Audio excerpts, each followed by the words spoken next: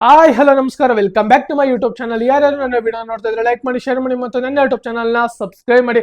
ಹಾಗೆ ಇವತ್ತು ನಡೀತಾ ಇರೋದು WPL ನ 5ನೇ match Gujarat tighten versus MI. ಅದರಲ್ಲೂ ಅಲ್ಲದೆ ಎಂಐ ಅವರು ಹೋದ ಮ್ಯಾಚ್ ಸಹ ಗೆಲ್ಬೇಕಾಯ್ತು. ಅನ್ಫಾರ್ಚುನೇಟ್ ಆಗಿ DC ಅವ್ರಿಗೆ ರನ್ ಔಟ್ ನ ಕೊಡದಿರೋ ಕಾರಣ ಎಂಐ ಅವರು ಸೋಲ್ತಾರೆ. ಅದೇ ರೀತಿ ಇವತ್ತಿನ ಮ್ಯಾಚ್ ಗುಜರಾತ್ ಟೈಟನ್ ಮೇಲೆ ಎಂಐ ಅವರ ಪ್ಲೇಯಿಂಗ್ ಲೆವೆನ್ ಯಾವ ತರ ಇರ್ಬೋದು, ಅದರಲ್ಲದೆ ಇವತ್ತು ಏನ್ ಸ್ಟ್ರಾಟಜಿ ಮಾಡಬಹುದು ಎಂಐ ಅವರು ಅಂತ. ಹಾಗೆ ಗುಜರಾತ್ ಟೈಟನ್ ಅಲ್ಲೂ ಸಹ ಅದೇ ರೀತಿ ಪ್ಲೇಯಿಂಗ್ ಲೆವೆನ್ ಇದೆ.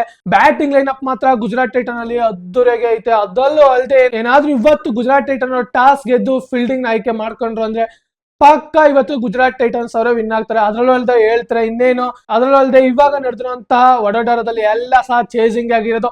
ಇದು ಸಹ ಟಾಸ್ ವಿನ್ ಆದ್ರೆ ಚೇಸಿಂಗ್ ಆಗುತ್ತೆ ಅಂತ ಹೇಳ್ತಾರೆ. ಆದ್ರೂ ಎಕ್ಸ್ಪೆಕ್ಟ್ ಮಾಡಕ್ಕಾಗಲ್ಲ. ಯಾವ್ದಾದ್ರೂ ಇನ್ನ 2 ದಿನದೊಳಗೆ ಏನಾದ್ರೂ ಡಿಫೆಂಡಿಂಗ್ ಆದ್ರೂ ಆಗ್ಬೋದು. ವೇಟ್ ಮಾಡಿ ನೋಡೋಣ ಯಾವ ಮ್ಯಾಚ್ ಡಿಫೆಂಡಿಂಗ್ ಆಗುತ್ತೆ ಅಂತ. ಅದ್ರಲ್ಲೂ ಅಲ್ಲದೆ ವೇಟ್ ಮಾಡ್ತಾ ಇದ್ದೀನಿ, ಎಲ್ಲ ಚೇಸಿಂಗ್ ಆಗ್ತಾ ಇದೆ ಈ ವಡೋದರ ಪಿಚ್ ಅಲ್ಲಿ. ಅದ್ರಲ್ಲೂ ಅಲ್ಲದೆ ಒಂದು ಸಹ ಡಿಫೆಂಡಿಂಗ್ ಆಗಿಲ್ಲ. ಯಾವ ಮ್ಯಾಚ್ ಡಿಫೆಂಡಿಂಗ್ ಆಗುತ್ತೆ ಅಂತ ನೋಡ್ಬೇಕು. ಅದ್ರಲ್ಲೂ ಅಲ್ಲದೆ ಮೊದಲನೇ ಮ್ಯಾಚ್ ನಾನು ಡಿಫೆಂಡಿಂಗ್ ಆಗುತ್ತೆ ಅಂತ ಅನ್ಕೊಂಡೆ. ಅದ್ರಲ್ಲೂ ಅಲ್ಲದೆ ಗುಜರಾತ್ ಟೈಟನ್ ಅವರು RCB ಮೇಲೆ 200+ ಹೊಡೆದಾಗ್ಲೇ ಅದು ಪಕ್ಕ ಡಿಫೆಂಡಿಂಗ್ ಆಗುತ್ತೆ ಅಂತ ಅನ್ಕೊಂಡೆ. ಅದ್ರಲ್ಲೂ ಅಲ್ಲದೆ RCB ವುಮೆನ್ಸ್ ಗಳಂತೂ ಬೆಂಕಿ ಬ್ಯಾಟಿಂಗ್ ಆಡಿ ಆ ಮ್ಯಾಚ್ ನ ವಿನ್ ಮಾಡಿದ್ದು ಅದ್ದೂರಾಗಿತ್ತು. ಅದೇ ತರ ಇವತ್ತು ಆಗ್ಬೋದು ಅಂತ ಅನ್ಕೊಂಡಿದ್ದೀನಿ. ಏನಾದ್ರೂ ಇಲ್ಲಿ ವೆರಿ ವೆರಿ ಇಂಪಾರ್ಟೆಂಟ್ ಆಗೋದು ಟಾಸ್. ಅದ್ರಲ್ಲೂ ಅಲ್ಲದೆ ಡ್ಯೂಫೆಕ್ಟ್ ಜಾಸ್ತಿ ಸೆಕೆಂಡ್ ಇನ್ನಿಂಗ್ಸ್ ಗೆ ಬರೋ ಕಾರಣ ಎಲ್ಲರೂ ಚೇಸಿಂಗ್ ನೋಡ್ತಾರೆ. ಇವಾಗ ನಡೆದಿರೋಂತ 4 ಮ್ಯಾಚ್ ಸಹ ಚೇಸಿಂಗ್ ಆಗಿರೋದು. ಅದಕ್ಕೋಸ್ಕರ ಎಲ್ಲರೂ ಟಾಸ್ ವಿನ್ ಆದ್ರೆ ಚೇಸಿಂಗ್ ನೋಡ್ತಾರೆ. ಎಂಐ ಅವರು ಸಹ ಟಾಸ್ ವಿನ್ ಆದ್ರೆ ಚೇಸಿಂಗ್ ನೋಡ್ತಾರೆ. ನೋಡೋಣ ಯಾವ ರೀತಿ ಇವತ್ತಿನ ಮ್ಯಾಚ್ ಯಾವ ತರ ನಡೆಯುತ್ತೆ ಅಂತ.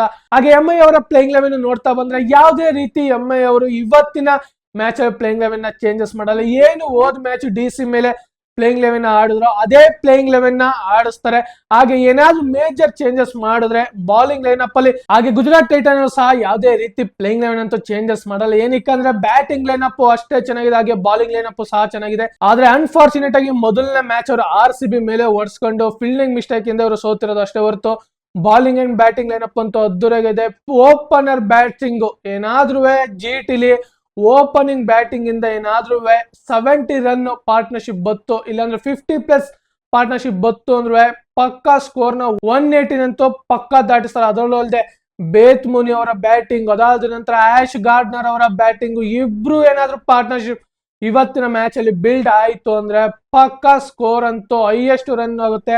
ಹಾಗೆ ಎಂಐ ಅವ್ರಿಗೆ ಮೊದಲನೇ ಮ್ಯಾಚ್ ಅಲ್ಲಿ ಯಾವುದೇ ರೀತಿ ಓಪನಿಂಗ್ ಬ್ಯಾಟಿಂಗ್ ಇಂದ ಯಾವುದೇ ರೀತಿ ರನ್ಸ್ ಬಂದಿಲ್ಲ. ಹಾಗೆ ಇವತ್ತಿನ ಮ್ಯಾಚ್ ಅಲ್ಲಿ 50 ರನ್ ಪ್ಲಸ್ ಬರ್ತು ಅಂದ್ರೆ ಪಕ್ಕ ಚೆನ್ನಾಗೇ ಇರುತ್ತೆ. ಅದಾದ ನಂತರ ಬ್ಯಾಟಿಂಗ್ ಲೈನ್ ಅಪ್ ಅಂತೂ ಚೆನ್ನಾಗಿದೆ. ಅದರಲ್ಲೂ ಅಲ್ಲದೆ ಹರ್ಮನ್ ಪ್ರೀತ್ ಕೌರ್ ಹೋದ್ ಮ್ಯಾಚ್ ಅಲ್ಲಿ 42 ರನ್ ಹೊಡೆದು ಔಟ್ ಆಗೋದ್ರು. ಏನಾದ್ರೂ ಇದ್ದಿದ್ರೆ ಇನ್ನ ಸ್ಕೋರ್ ನ ಕೊಡಬಹುದಿತ್ತು. ಅದರಲ್ಲೂ ಅಲ್ಲದೆ ಸ್ಕೋರ್ ಇನ್ನ ಒಂದ್ ಸ್ವಲ್ಪ ಹೋಗ್ತಿತ್ತು. ಆದ್ರೆ ಅನ್ಫಾರ್ಚುನೇಟ್ ಆಗಿ ಇವರು ಔಟ್ ಆಗಿದ್ದ ಕಾರಣ 42 ಹೊಡೆದು ಔಟ್ ಆಗ್ತಾರೆ. ಏನಾದ್ರೂ ಇನ್ನ ಜಾಸ್ತಿ ಹೊಡೆದಿರ ಪಕ್ಕ ಅವತ್ತು ಎಂಐ ಗೆಲ್ಲಬಹುದಿತ್ತು. ಅದರಲ್ಲೂ ಅಲ್ಲದೆ ಮ್ಯಾಚ್ ಲಾಸ್ಟ್ ಗಂಟೆ ಹೋಗಿತ್ತು. ಏನಾದ್ರೂ ಹರ್ಮನ್ ಪ್ರೀತ್ ಕೌರ್ ಅವರು ಇನ್ನ ಒಂದು 20-70 ರನ್ ಹೊಡೆದಿರ ಪಕ್ಕ ಅವತ್ತು DC ಅವರು ಸೋಲ್ತಿರೋ, ಎಂಐ ಅವರು ವಿನ್ ಆಗ್ತಿರೋ. ಅವತ್ತಿನ ಮ್ಯಾಚ್ ಡಿಫೆಂಡಿಂಗ್ ಆಗ್ತಾ ಇತ್ತು.